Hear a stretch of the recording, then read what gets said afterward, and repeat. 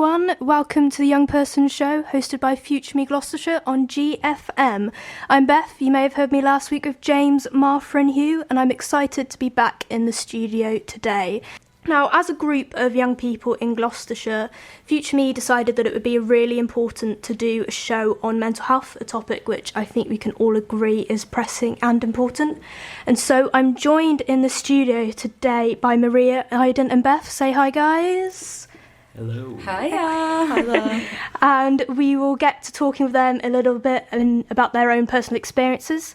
But coming up first, we have an interview by Martha with Teens in Crisis, which is coming shortly after some songs.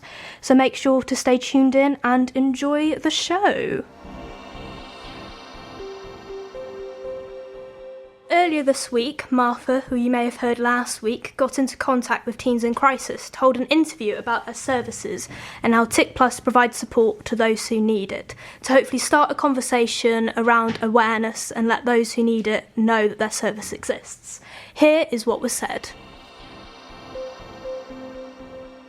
I'm here today with Claire Powell-Brown. Welcome, Claire. Claire is the Director of Operations at Tick Plus. So it's lovely to see you, Claire. And firstly, I wondered if you could just expand for our listeners about what Tick Plus actually is and where it operates in Gloucestershire. Yeah, hi Martha, thanks for having us on. Tick Plus is a charity that exists to help children, young people and families, and we operate throughout the whole of Gloucestershire. So that means that anybody can access our services free of charge and they can self-refer in. So we're just really here to provide counselling and mental health support services, which can be they can be delivered through video, online, phone, or obviously face-to-face as well. So lots of different ways to get the help that you need. Brilliant. And would you be able to expand just a little bit about the types of support that you offer at Tick Plus? Sure. We want to make getting help as easy as possible for young people. And so we recognise that actually not one type of support is right for everybody. So we have lots of different ways that you can come in and you can get your counselling help from us, which is why we offer remote options, we offer face-to-face options. But we also know that sometimes you just want somebody to talk to there and then. So 5 nights a week, we run a service called Tick Chat. And that is an anonymous, confidential helpline that you can phone in and you can talk to somebody about anything that's bothering you. And you shouldn't worry that it's too small or it's insignificant, because obviously if it's bothering you, then it bothers us. Brilliant. Thanks, Claire. If there's a young person who thinks this sounds great and I think I could do with some support, how would they go about that first point of contact, how they first access support and what they should do if they feel unsure, if they actually do need help? Yeah, I think so. The most important thing to remember about Tick Plus is you can refer yourself in. You don't need to go to a doctor or anybody else. That said, though, a lot of people do choose to ask a trusted adult to help them to refer into our services. So the easiest way that you can get help is you can go to our website, which is www.tickplus.org.uk. There's loads of information there about the services that we offer, and it will talk to you there about counselling. If you look at that and you think, actually, maybe this is something I want to explore, then you would need to phone into our offices and have a chat with one of our brilliant team there. And they will talk to you a little bit more about your options, and they will also then give you a password which will allow you to access our secure and encrypted referral form.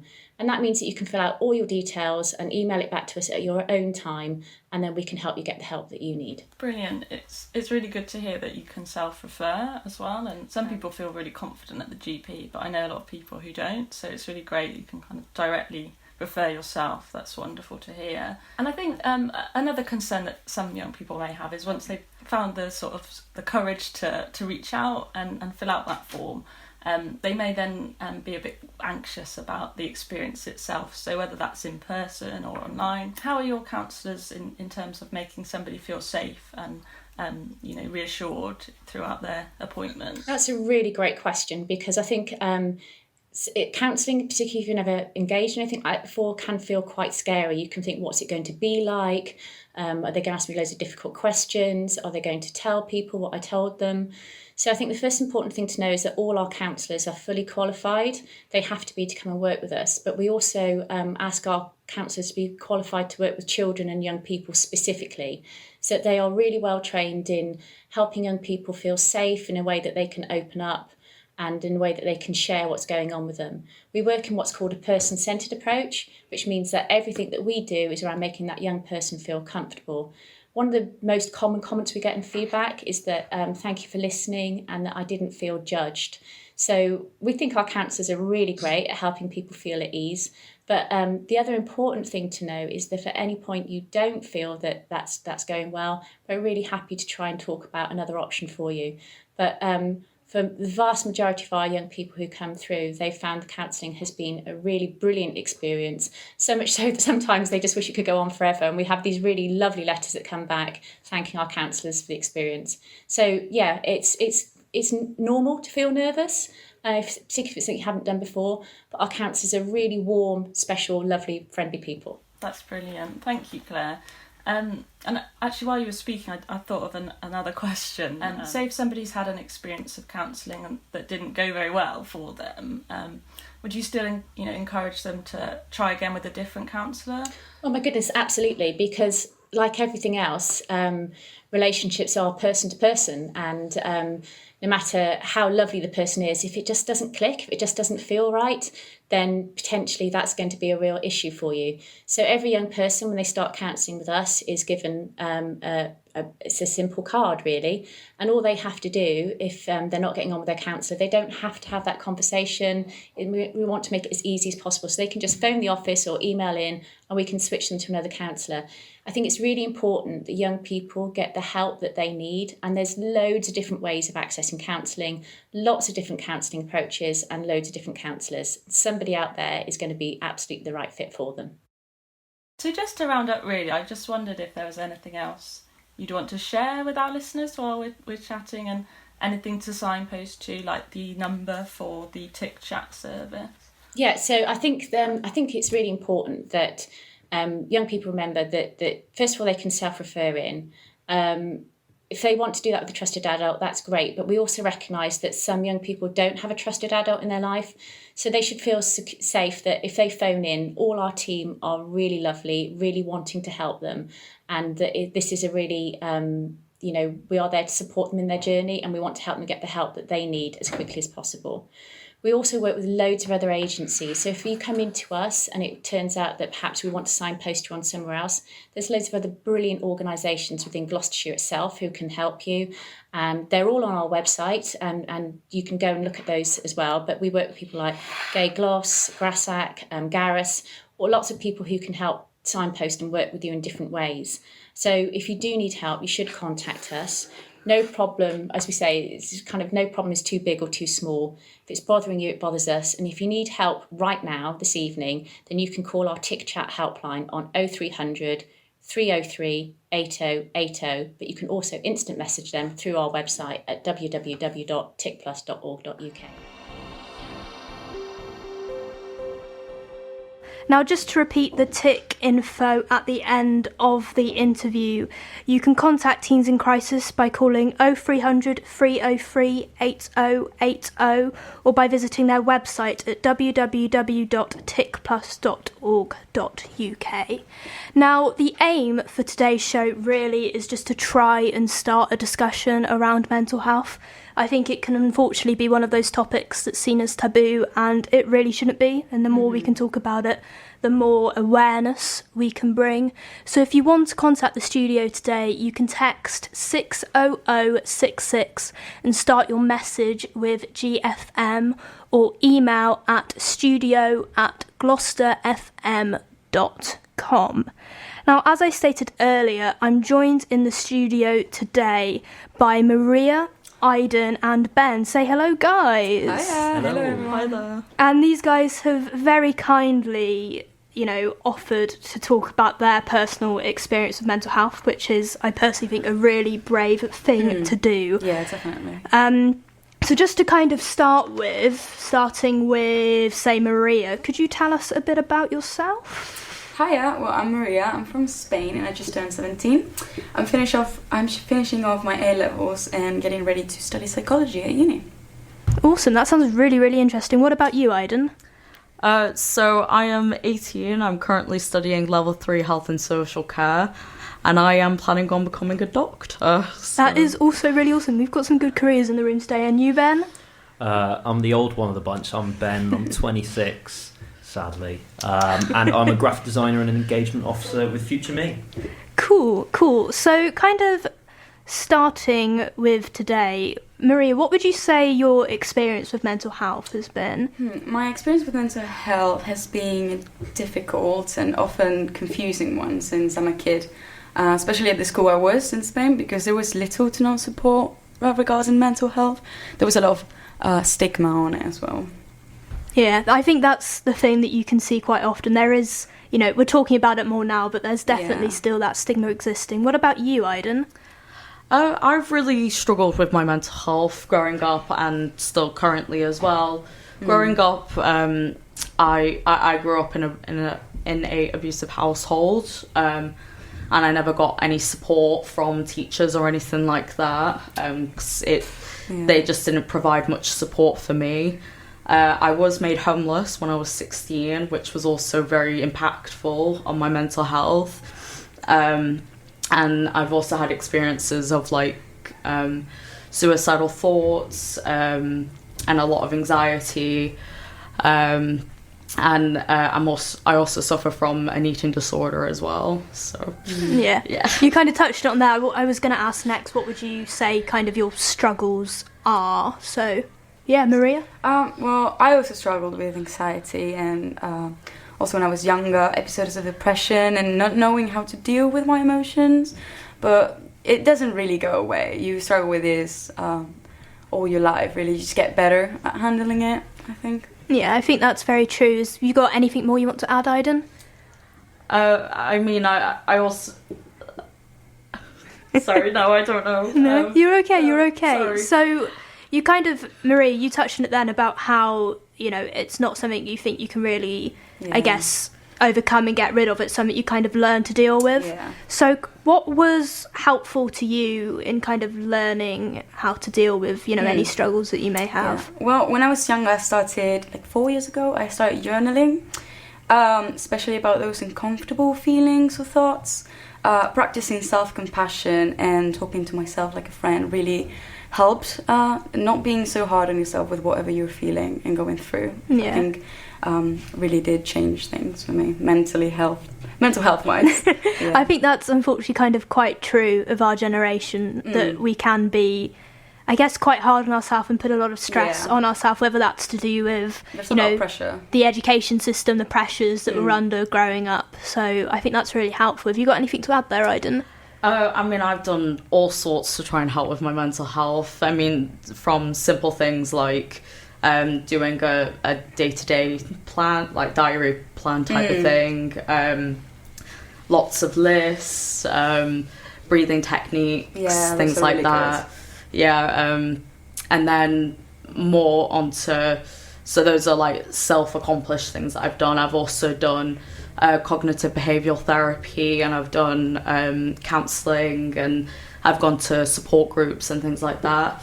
So yeah, talking therapy does really help to give you that space to understand that there's nothing wrong with you, really. You're not broken or anything. You just need a bit of help. And I think that's why having these discussions is so important, because you can kind of feel like the only person in the world going through these things. And if you kind of start realising that you're not, and you're not so alone, I think that can be really quite helpful. Have you got anything to add there, Ben?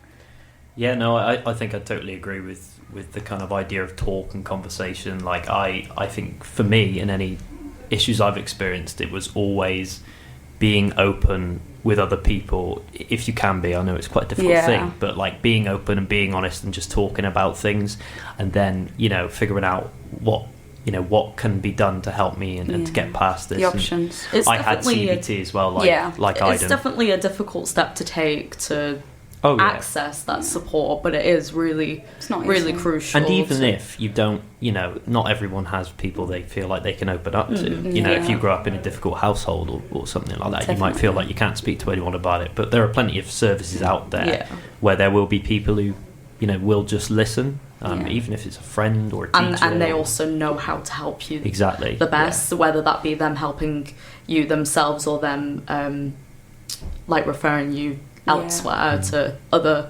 services that are more specific to what your needs and wants are as well. But everybody struggles with these things, don't they? And like you were saying, Beth, it's just people, it's so easy to slip into that feeling that you're the only person, or be feeling embarrassed about it, or guilty. Blaming yourself as well. Everyone's been through it, you know. Exactly. So what would you say, and what do you believe would make kind of accessing this support easier? What do you think would have made your journey kind of easier from the beginning?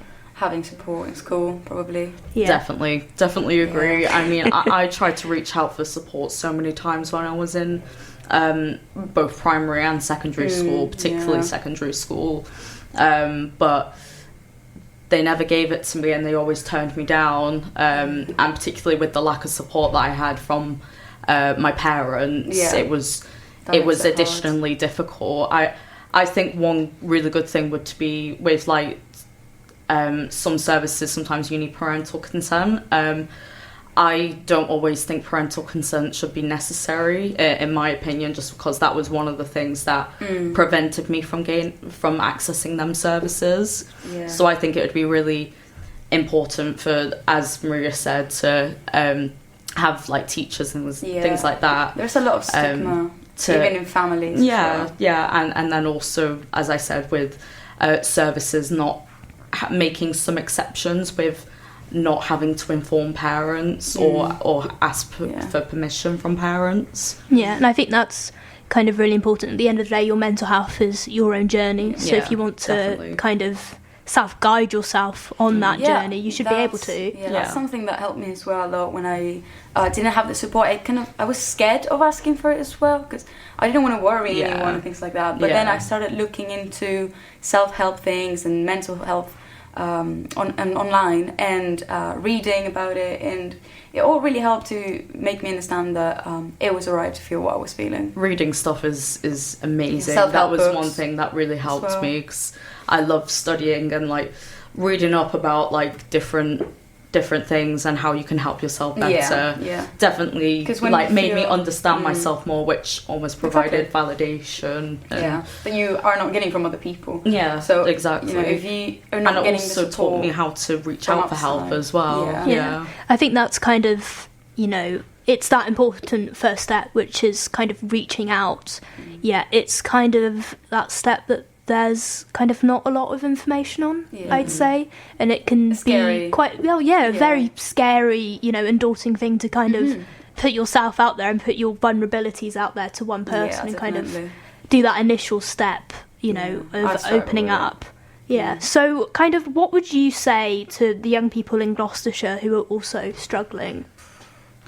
I would say that, you know, it won't be like that forever. There's help out there, and that you can get better. And that it's okay to need help. You are worthy of it, and you deserve it, even if you feel like you don't. I think. I mean, definitely.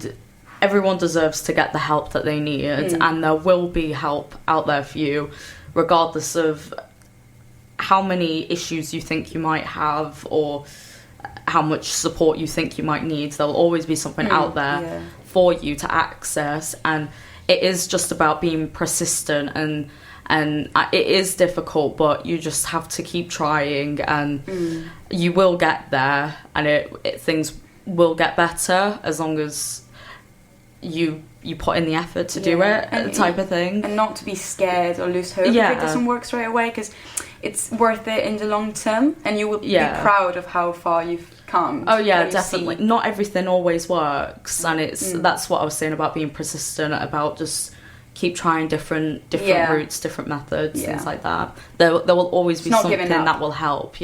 Okay, well, I just want to say a big thank you to you both for kind of coming on here today and talking. You know, you've kind of taken that step of openness and discussion that we've been talking about that's helpful, and that's kind of quite brave of you both. Thank you for having us.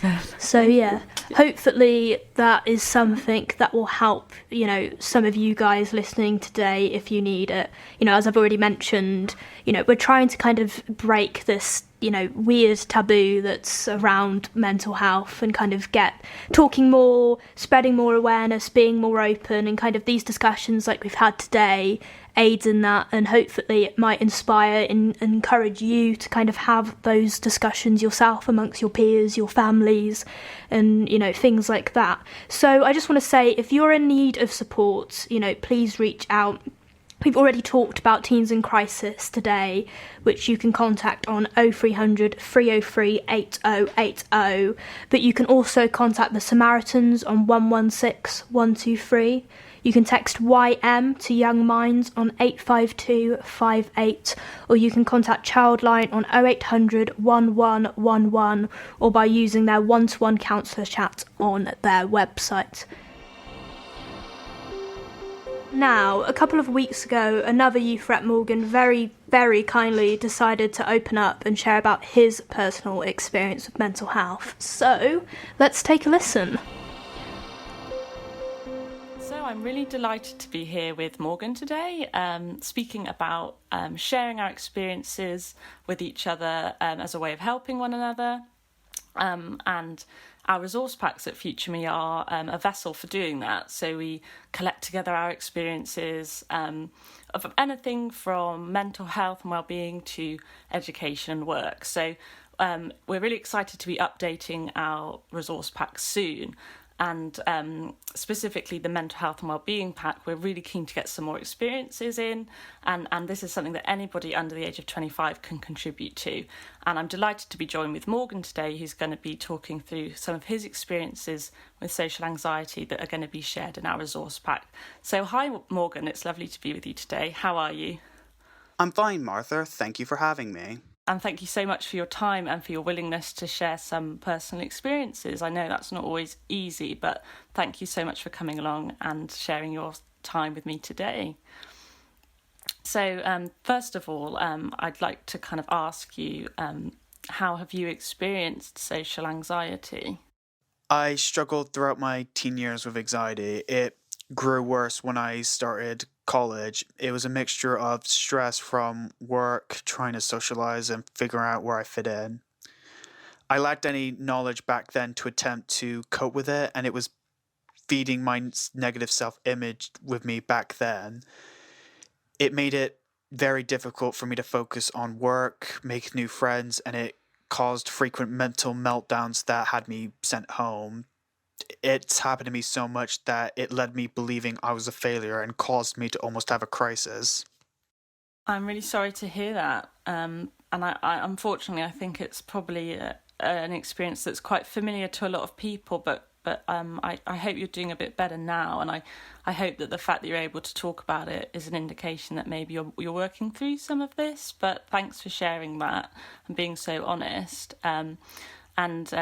I just wondered kind of if you'd be able to share how you are overcoming or have overcome this challenge of social anxiety, because it's a difficult thing to move through, and I think other people would like to know how you might be overcoming it personally.